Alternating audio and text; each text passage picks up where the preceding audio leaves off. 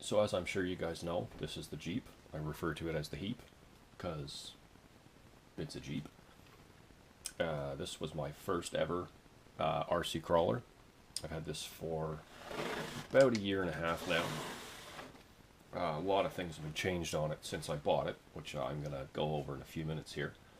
I had a really bad rollover with this the other day, and I'm going to have to retire the body, unfortunately, because it's cracked really badly, and I don't want it to get to the point where it's garbage. So I'm going to retire it to the shelf, and I'm not sure yet if I'm going to go find another one, another CR Edition Jeep, or if I'm going to get something different. I'm just not sure yet. So I'm going to do a little walk around on the Jeep before I'm going to tear it all apart and check everything out while I've got no body on it, but you never know, it may not go back together as the Heep, so let's take a look around it before I tear it all apart. So first I'll show you what happened to the body. The Lexan broke where the roll cage comes through. Broke all that. It's also cracked at the back where the pins are. I'll try to see if I can get the video onto this video of the Jeep. But as you can see underneath, I put light buckets in this when I first bought it. So it's actually got working headlights in it, which is really cool. Always loved that. Of course, the light bar and stuff. So this thing was awesome at night. You could see everywhere going down the trail. I broke a mirror off a really long time ago. Yeah, she's got some war wounds. Got my So Crawl sticker on there. Breast cancer awareness. So for those of you who don't know, the Heep is four-wheel steer. Works awesome. I absolutely love it. It goes places where you'd never believe it would ever go. So one of the first things I did when I bought this was I got these battery packs made, and originally they were just one string on each side. So it was basically just a regular battery pack split in half so that one piece would sit on each rock slider. And I had two packs made, but then I decided one day to take them together and put a Y in, and yeah, so now there's a pack on each side basically, and it works really well here. The weight's about as low as you can possibly get it for the batteries. It's not at the back, it's not at the front, it's right in the middle, so it works well like that. It gets a lot of the weight really, really low, and I love it like that. I'll eventually probably set the Blazer up like that as well, because it is mounted sideways across the front, and it's okay, but it can be lower like this. Rims and tires right now, I've got these, I believe they're G-made steel rims. They're kind of muddy, sorry. And the Mickey Thompson Baja claws. Love these tires. They're incredible. That's the other set of tires back there that I usually run on them. On this is the Super Swampers on a set of the black RC four-wheel drive wagon wheels. But these G-made rims are considerably heavier than the RC four-wheel drive ones, so it just helps it crawl even that much better.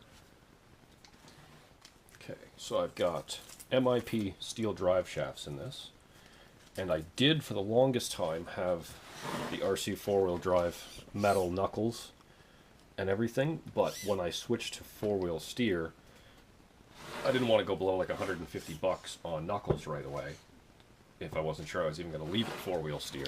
So it's just got the plastic stock ones in it for now, but for now they work. I'll get some metal ones eventually. For lights, as I mentioned before, it's got the working headlights on the Jeep. It's got the light bar across the top, and then it's also got two white LEDs in the front bumper and two red LEDs in the rear bumper.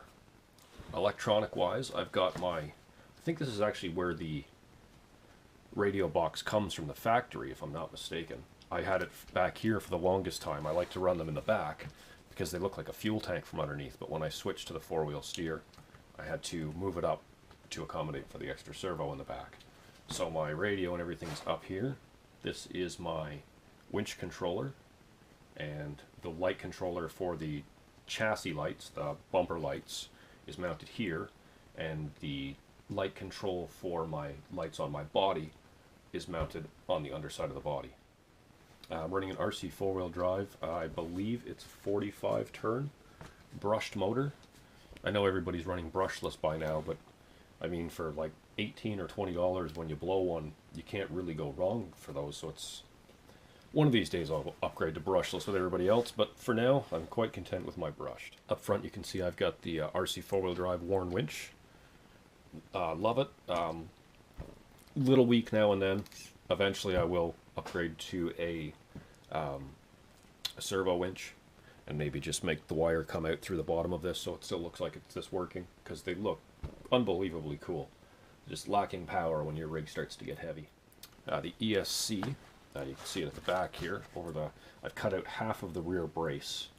It's kind of hard to see, but half of that rear brace is gone, so to allow the rear servo to come right up inside the back of the truck. It's just, I believe that's a Dynamite ESC, and it's just mounted on what's left of that rear cross member. And then what I did for the back of the shock hoop, because that holds the screws, is I just cut the ends off them so that the screw still had something to bite into on the inside. It works really, really well. Clears that servo, as you can see, so I get a lot of articulation at the back. It can sit right up inside. Works really, really well. I bought a set of Wraith axles and stuff a little while ago, and they came with the shocks, so I figured, hey, why not throw them in the Jeep and see how they work? And they work pretty awesome. They don't look scale, to say, but another thing I did is the bumper should mount through these holes here. But what I did is I used to mount them on top. You can kind of see at the back here. I sit it on top and I run the screw down through into the old mount. But then they start to get loose after a little while, so what I did is I took a small pair of pliers and I actually got a small lock nut in there. You can see it. It's finicky, but you can do it. It's just have a little patience. And that bumper cannot go anywhere now. That'll rip the front of that chassis off before that bumper breaks off. I also trimmed these rock sliders down a long time ago. You can see they used to have the big plastic hoop that would come off the side, and I actually trimmed them, cut them off, and I believe they're actually flipped upside down as well to raise them up just a little bit more. And yeah, so that's my Heep. Put the body back on and take one more look at it. That's the Scale Trails, the Heep, as I love to refer to it as, my Casey Curry edition. It's Rubicon Jeep SCX10. I recommend it to anybody. I love this thing. You can buy one stock out of the box and go crawling with your friends, and there's unlimited upgrades you can do. Thanks for watching. Like, comment, and subscribe below. Thanks.